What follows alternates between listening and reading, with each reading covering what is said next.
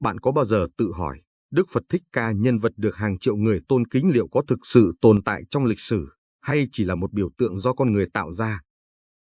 Liệu cuộc đời Ngài, từ khi sinh ra trong hoàng gia cho đến lúc giác ngộ dưới cội Bồ Đề, có phải là sự thật, hay chỉ là những câu chuyện thần thoại được thêu dệt qua thời gian?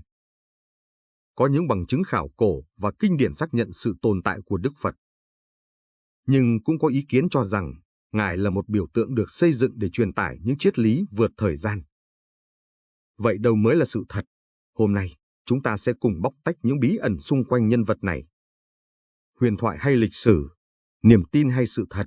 Hãy cùng khám phá ngay bây giờ. Hãy tưởng tượng bạn sống ở Ấn Độ cách đây hơn 2.500 năm. Một vị hoàng tử trẻ tuổi rời bỏ cung điện nguy nga, từ bỏ tất cả quyền lực, của cải, và thậm chí cả gia đình để tìm kiếm một câu trả lời duy nhất, làm sao con người có thể thoát khỏi khổ đau. Câu chuyện về hành trình giác ngộ của Ngài không chỉ được lưu truyền qua hàng thế kỷ mà còn trở thành nguồn cảm hứng cho hàng triệu người. Nhưng liệu đó chỉ là một câu chuyện cổ tích đẹp đẽ, hay thực sự đã có một nhân vật như vậy từng tồn tại trong lịch sử? Để trả lời câu hỏi này, chúng ta phải quay lại với những bằng chứng khảo cổ và tài liệu cổ xưa. Một trong những bằng chứng quan trọng nhất về sự tồn tại của Đức Phật chính là các trụ đá của vua A Dục, Ashoka, được dựng lên vào thế kỷ thứ 3 trước công nguyên. Những trụ đá này không chỉ chứa các chi tiết về cuộc đời Đức Phật mà còn ghi lại những lời dạy của Ngài và cách vua A Dục truyền bá Phật Pháp khắp lãnh thổ Ấn Độ. Những dòng chữ khắc trên các trụ đá này đã giúp khẳng định rằng Đức Phật là một nhân vật có thật trong lịch sử, chứ không chỉ là một biểu tượng tâm linh. Ngoài các trụ đá, nhiều di tích khảo cổ khác tại các địa danh như Lumbini, nơi Đức Phật được sinh ra, và Bodh Gaya, nơi Ngài giác ngộ, đã được phát hiện. Tại Lumbini, một phiến đá khắc chữ cổ của vua A Dục đã được tìm thấy, ghi rõ rằng đây là nơi sinh của Đức Phật. Tương tự, tại Bodh Gaya, nơi có cây Bồ Đề nổi tiếng, các di tích cổ cũng chứng minh rằng đây là một trung tâm tu học quan trọng ngay từ thời kỳ Đức Phật còn sống. Thêm vào đó, những bộ kinh điển như Pali Canon, Tam Tạng Kinh, được biên soạn và truyền miệng chỉ vài thế kỷ sau khi Đức Phật qua đời cũng cung cấp những ghi chép chi tiết về cuộc đời Ngài. Các học giả ngày nay xác nhận rằng nhiều nội dung trong các tài liệu này phù hợp với bối cảnh lịch sử của thế kỷ thứ 5 đến 6 trước công nguyên, thời kỳ mà Đức Phật được cho là đã sống. Mặc dù không phải tất cả các chi tiết trong cuộc đời Đức Phật đều được chứng minh bằng lịch sử, nhưng những bằng chứng khảo cổ và văn bản cổ đại đã khẳng định rằng Ngài không chỉ là một nhân vật huyền thoại. Sự tồn tại của Ngài đã được xác minh, và quan trọng hơn, những lời dạy của Ngài vẫn còn sống mãi trong lòng hàng triệu người, bất kể thời gian. Những bằng chứng lịch sử có thể khẳng định rằng Đức Phật là một nhân vật có thật, nhưng điều đó có thực sự quan trọng đối với những giá trị mà Ngài để lại. Có một góc nhìn khác mà nhiều học giả và nhà tư tưởng hiện đại đưa ra, Đức Phật không chỉ là một con người, mà có là biểu tượng của sự giác ngộ, của khát vọng vượt lên trên khổ đau và tìm thấy tự do nội tâm. Vậy, nếu chúng ta xem xét Ngài từ góc độ biểu tượng, câu chuyện về Đức Phật có ý nghĩa gì sâu xa hơn? Trong nhiều nền văn hóa, các câu chuyện về những nhân vật vĩ đại thường mang tính chất thần thoại hơn là thực tế. Cuộc đời của Đức Phật cũng vậy.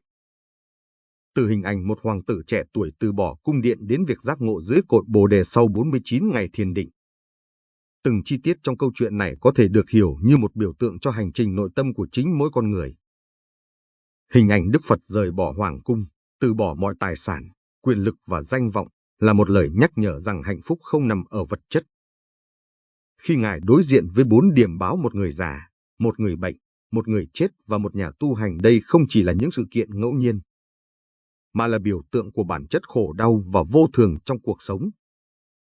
Chính những hình ảnh này khiến nhiều người tin rằng câu chuyện về Đức Phật không chỉ là lịch sử, mà còn là một thông điệp vượt thời gian. Nếu chúng ta nhìn lại lịch sử tôn giáo, có thể thấy nhiều nhân vật khác cũng được xây dựng như biểu tượng. Ví dụ, trong Thiên Chúa giáo, Chúa Giêsu không chỉ là một con người mà còn là biểu tượng của sự hy sinh và tình yêu vô điều kiện. Tương tự, Đức Phật đại diện cho trí tuệ, sự từ bi và khả năng tự giải thoát. Điểm khác biệt là trong Phật giáo, Đức Phật không được xem như một vị thần toàn năng mà như một con người bình thường, nhưng đạt đến sự giác ngộ mà ai cũng có thể đạt được. Điều này khiến Đức Phật trở thành một biểu tượng gần gũi và thực tế hơn với con người. Vậy, Tại sao cần nhìn Đức Phật như một biểu tượng? Bởi vì nó cho chúng ta một cách hiểu sâu hơn về chính cuộc đời mình. Những giá trị như sự từ bỏ, lòng từ bi và khả năng vượt qua khổ đau không chỉ gói gọn trong cuộc đời của Ngài, mà còn tồn tại trong mỗi chúng ta. Biểu tượng Đức Phật chính là lời nhắc nhở rằng sự giác ngộ không phải là điều gì xa vời, mà là một khả năng mà bất cứ ai cũng có thể đạt được nếu chúng ta sẵn sàng bước đi trên con đường đó. Vậy nên, dù Đức Phật là một nhân vật lịch sử hay một biểu tượng, điều cốt lõi không phải là Ngài có thật hay không, mà là câu chuyện của Ngài mang lại cho chúng ta những bài học và nguồn cảm hứng gì. Nhưng liệu rằng điều đó có đủ để khẳng định tầm vóc của Ngài, hay chúng ta vẫn cần thêm bằng chứng để trả lời những thắc mắc còn bỏ ngỏ? Ở phần tiếp theo, chúng ta sẽ nhìn nhận từ góc độ hiện đại để làm sáng tỏ hơn nữa giá trị của những di sản mà Đức Phật để lại. Sau khi nhìn nhận Đức Phật từ hai góc độ, một nhân vật lịch sử và một biểu tượng tâm linh, câu hỏi đặt ra là Ngài thực sự mang lại giá trị gì cho thế giới hiện đại? Dù Ngài là ai, sự tồn tại của giáo lý Phật giáo vẫn sống động và lan tỏa qua hơn 2 thiên niên kỷ là một minh chứng cho tầm vóc vĩ đại của Ngài. Nhưng tại sao một người sống cách đây hàng nghìn năm lại có thể để lại ảnh hưởng lớn đến vậy? Hãy cùng khám phá. Trọng tâm của Phật giáo nằm ở giáo lý tứ diệu đế và bát chánh đạo, những bài học về cách con người đối diện với khổ đau và tìm con đường giải thoát. Điều đáng chú ý là những lời dạy này không hề giới hạn trong khuôn khổ một tôn giáo hay thời đại. Ngày nay, các triết lý Phật giáo được áp dụng trong nhiều lĩnh vực, từ tâm lý học, giáo dục, đến quản trị kinh doanh và phát triển bản thân. Ví dụ, thiền định, một thực hành phổ biến trong giáo lý của Đức Phật, hiện đang được công nhận rộng rãi như một công cụ hiệu quả để giảm căng thẳng, cải thiện sức khỏe tinh thần và tăng cường khả năng tập trung. Trong các công ty hàng đầu thế giới như Google hay Apple, nhiều nhân viên được khuyến khích tham gia thiền định để nâng cao hiệu suất làm việc. Điều thú vị là giáo lý của Đức Phật không phụ thuộc vào niềm tin tôn giáo. Bạn không cần phải là một Phật tử để hiểu và thực hành những bài học về vô thường, từ bi và sự tự tại. Ví dụ, khái niệm vô thường rằng mọi thứ trong cuộc sống đều thay đổi giúp con người chấp nhận những mất mát và thử thách, từ đó sống cân bằng và bình an hơn. Đây chính là lý do tại sao tư tưởng Phật giáo vẫn tiếp tục phát triển và được đón nhận trên toàn thế giới, từ Đông sang Tây. Trong thế giới ngày nay, Đức Phật không chỉ được nhìn nhận như một bậc thầy tâm linh, mà còn như một nhà triết học, một người tiên phong trong việc đặt câu hỏi về bản chất của cuộc sống. Các học giả hiện đại thường so sánh tư duy của Ngài với các triết gia Hy Lạp cổ đại như Socrates hay Plato. Điểm khác biệt lớn nhất là thay vì chỉ suy tư, Đức Phật còn hướng dẫn con người thực hành để tự trải nghiệm sự giác ngộ. Hơn nữa, từ góc nhìn hiện đại, hình ảnh Đức Phật là một lời nhắc nhở rằng con người không cần phải phụ thuộc vào quyền lực siêu nhiên, mà chính bản thân họ mới là người nắm giữ chìa khóa giải thoát cho mình. Tư tưởng tự lực, tự giác ngộ này đặc biệt phù hợp với thế hệ trẻ ngày nay, những người đang tìm kiếm ý nghĩa trong một thế giới đầy biến động. Có thể nói, Đức Phật là một trong số ít những nhân vật vượt thời gian và không gian. Dù là nhân vật lịch sử, một biểu tượng tâm linh, hay một nguồn cảm hứng triết học, Ngài đã để lại cho nhân loại một di sản vĩnh hằng, lòng từ bi, trí tuệ và khả năng tự mình vượt qua khổ đau.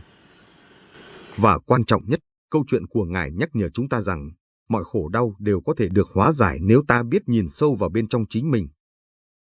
Nhưng liệu rằng, trong một thế giới ngày càng bị cuốn theo vật chất và công nghệ, di sản của Đức Phật có còn giữ được sức hút? Hãy cùng đi đến phần cuối để tìm câu trả lời. Vậy là chúng ta đã cùng nhìn nhận Đức Phật dưới nhiều góc độ, một nhân vật lịch sử, một biểu tượng tâm linh và một nguồn cảm hứng triết học. Nhưng trong một thế giới mà vật chất, công nghệ và lối sống nhanh đang chi phối, liệu di sản của Ngài còn có giá trị thực tiễn? Hơn nữa, câu hỏi đặt ra là Đức Phật có thực sự tồn tại hay không, và điều đó có còn quan trọng? Thế giới hiện đại là nơi con người có mọi tiện nghi nhưng lại đối diện với nỗi khổ đau tinh thần ngày càng tăng, từ lo âu, trầm cảm đến sự cô đơn. Trong bối cảnh đó, các giá trị mà Đức Phật để lại như lòng từ bi, sự chánh niệm và con đường trung đạo vẫn giữ được sức hút mạnh mẽ. Không phải ngẫu nhiên mà các thực hành như thiền định, chánh niệm đang trở thành xu hướng toàn cầu, được ứng dụng không chỉ trong đời sống tâm linh mà còn trong y học và tâm lý học.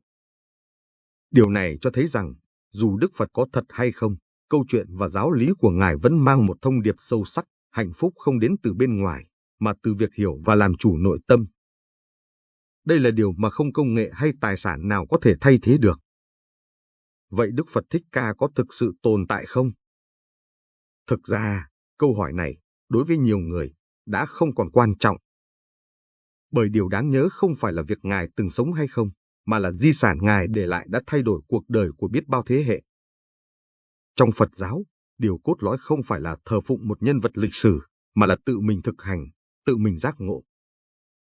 Đức Phật từng dạy rằng, hãy tự thắp đuốc lên mà đi, và chính câu nói này đã định nghĩa toàn bộ ý nghĩa sự tồn tại của Ngài dù Ngài là một nhân vật lịch sử hay chỉ là một biểu tượng tinh thần.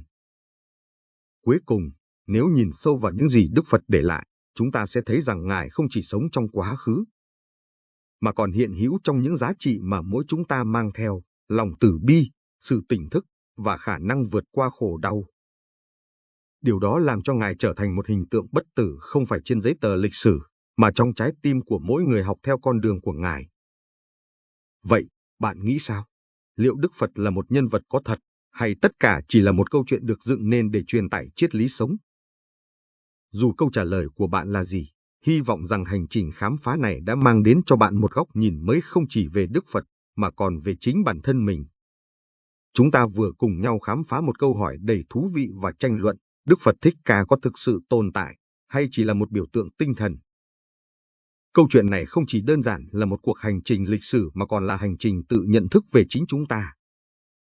Vậy, theo bạn, điều gì là quan trọng nhất, việc Ngài từng sống trong thực tế, hay những giá trị mà Ngài để lại vẫn đang sống trong lòng nhân loại? Hãy để lại suy nghĩ của bạn ở phần bình luận để chúng ta cùng thảo luận. Nếu bạn thấy video này mang đến những góc nhìn mới mẻ và giá trị, hãy nhấn like để ủng hộ chúng tôi. Đừng quên đăng ký kênh và bật chuông thông báo để không bỏ lỡ những nội dung thú vị tiếp theo. Cảm ơn bạn đã đồng hành cùng chúng tôi trong hành trình khám phá này. Hẹn gặp lại trong những video sắp tới.